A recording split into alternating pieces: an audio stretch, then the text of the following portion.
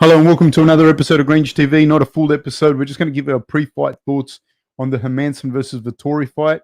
Eli, what do you think? It's been just a crazy lead up for a fight for Hermansson, hasn't it? Because he's had to now. This is his third opponent that's been announced, so it's I don't know, been a bit of a whirlwind for him, but probably I feel the easiest fight for him out of the three. Really? The three opponents, yeah, for Vettori. Really, you think Vettori's easier than Holland? Not that I think any of them are easy. I think Holland creates a few more problems for Hermansson than what Vettori does. In what way? In every way. I feel Holland's a better striker.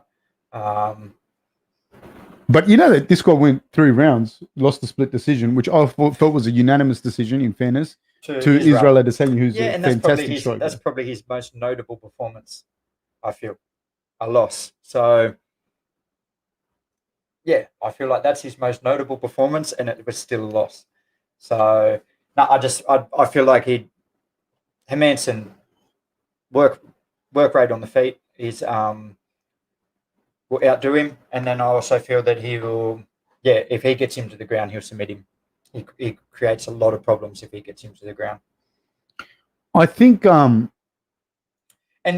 not only that, what is Vettori's strength? Do you know what I mean? He does have a bit of an overhand, right? But he's only got, I think, 2 finishes, 2 knockouts. And then we've got, do you know what I mean? Maybe his biggest strength is his wrestling. But do you want to go into that game with Hermansson? I can't see him winning. There's a couple of things that I think. The first one is I think it benefits. The reason I think Vettori benefits Hermansson more is because he was already training for a southpaw, and a very good southpaw in Darren Till. Yep. Then he changed to an orthodox striker, but luckily that changed reasonably quickly. And he got Vettori. Well, reasonably quickly. It doesn't matter. But he was training for Darren Till, who is one of the best strikers in that middleweight division and a southpaw. And so I feel that that's good for him, that he's got... For Hermansson. For Hermansson, yeah. So what weighs up for Vettori? How does Vettori win this fight? I think on paper it's hard for Vettori to win it. One of the things, I'm a huge Hermansson fan, huge. Yeah. I really, really like him. And, you know, like if I didn't have, vested sentiment with Rob and that, I would want him to win the title. Yep. Right. But the thing that I see, there's a couple of things. I think Hermansson starts very well. He's got really good output. But one of the things that happens after the first round with Hermansson, the second and third round, is his shot becomes very telegraphed. It starts to become telegraphed. You saw this against Cannonier, where he got caught with the uppercut. Yep. And you saw it against Jacare, where Jacare started to stuff the takedowns. Having said that, the fact that you're trying to take Jacare down says a lot. The fact that you fought Jacare and you went for the submissions says a lot. The fact that you wanted to take Jacare down and when you did get him down, you did damage. You got him. You held him down in guard. That says a lot. Jacare is not someone that people flock to take down. I think he'd only been taken down twice prior in his whole career, prior to him fighting Hermansson. Hermansson took him down 3 times. So I definitely think Hermansson on the ground is going to give him a lot of problems. Having said that, if he can't hurt him and really affect Vettori in the first round, I do see that and he has to rely on those shots, I do see him slow down. Yeah. Having said that, his best work, he's got a Greco-Roman background. I don't know that a lot of people know this. Hermansson has a Greco-Roman record since he was a little boy. So he started wrestling when he was about 9 or 10 years old. He does this thing really, really well. One of the things that he does, and I've said this before about him, he's one of the guys that not only can he do something well, but he's got the confidence to do it. That guillotine that he does, not only does he do it, but he's got the confidence to do it against Thales Leites, against Jacare, and these are the high level guys. He didn't get to finish those guillotines, but that says more to me than you guillotining someone that's not as good. Yeah. If that makes sense.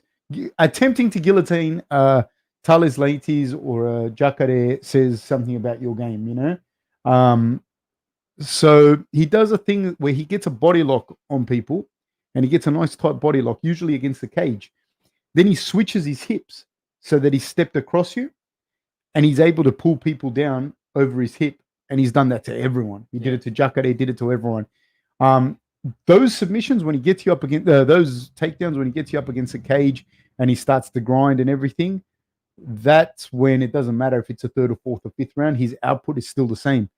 But the double legs is the one area of the game with him that I kind of get a little bit, as a Hermansson fan, I get a little bit, no, because when he starts to slow down on those doubles, they're a tiny bit further away and a tiny bit more telegraphed, and guys are waiting for it now.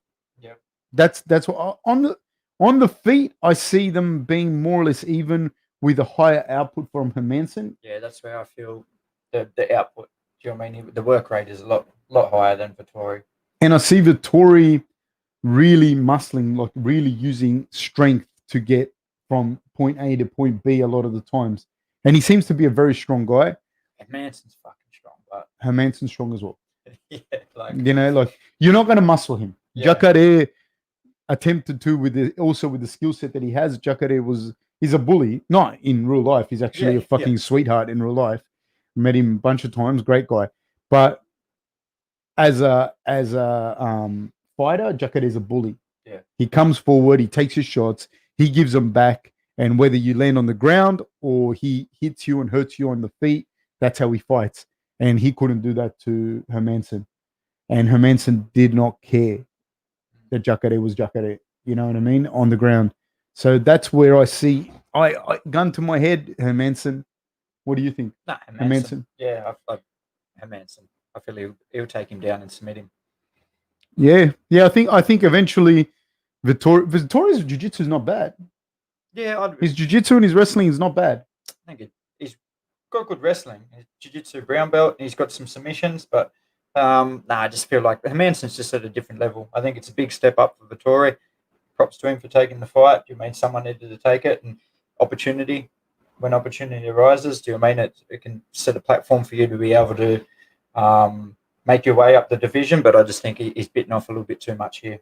What do you take from some of the fights that when Vettori fought Israel? What do you take from that? Was that Israel's first fight in the UFC? Second fight in the UFC? So I feel maybe second fight. Yeah, he still might have had that UFC nerves and stuff like that. Do you know what I mean? Settling in, even though he is a very confident guy. But again, a split decision that I thought was a unanimous decision. And I go back to it again. That's his most notable fight. Other than that, he's fought a couple other guys who were not ranked up high. He's done well. He's got a few wins, but huge step up for him. Huge step up for him in Hermansson. What is Hermansson number 5, 4? 4. I think he's 4.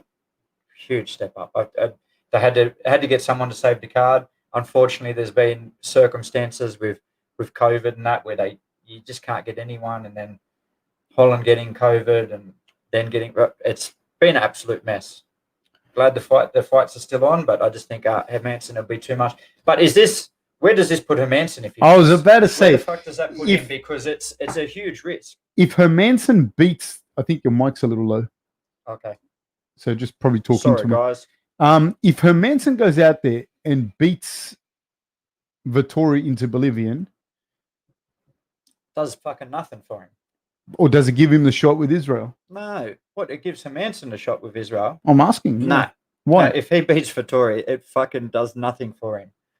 What if Israel got a split decision win? Yeah, if he goes up there, no one fucking I don't think so. Out there knows Vettori got a split decision loss against Israel, and I don't think too many people care. Well, let's say that Hermansson goes out there, smashes him. Yep. You don't think that he has a platform to say, I want the belt? No, not one little bit. It doesn't give him any advantages in winning this fight. It doesn't change a thing. All it does is fill his pockets. Do you know what I mean? He gets paid. Hmm. But other than that, it's not a pay-per-view, so he's not, you know what I mean, getting any extras from the views. So he's going to get some money. He's going to get a bit of a tune-up, but it's not doing anything good for his career. But at this stage, I mean, you need to take the fights when you can as well, because with COVID and with the amount of opponents that have already pulled out, that again could happen if he put it back. If he said, "No, fuck it, I'm not fighting," because it's not a ranked opponent, then you know what I mean, you may go another 6 months without having a fight with everyone else booked. How do you see them boxing with their southpaw to orthodox? Vettori being the southpaw. Yeah, the southpaw.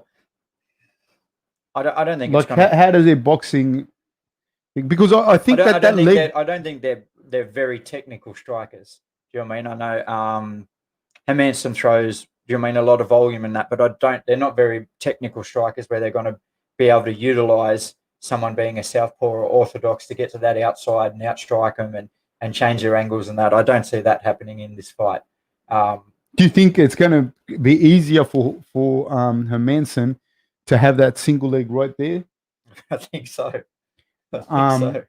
Yeah, I don't know. I find it really interesting. I think Vettori is a very tough guy, but I think that's one of his like main things. He's a tough, strong guy, and he had a good performance against Carl Robinson in his last fight. Yep. But I think Hermansson's another monster, a different monster. I'm going to go with Hermansson. Yeah, Hermansson. Guys, like, subscribe. Let us know what you think. Hit the notification bell so you get it. We're going to try and do a few of these live, so that you know you guys can interact if we get a chance to. But yeah, thank you very much, guys. Take care. Cheers, bye.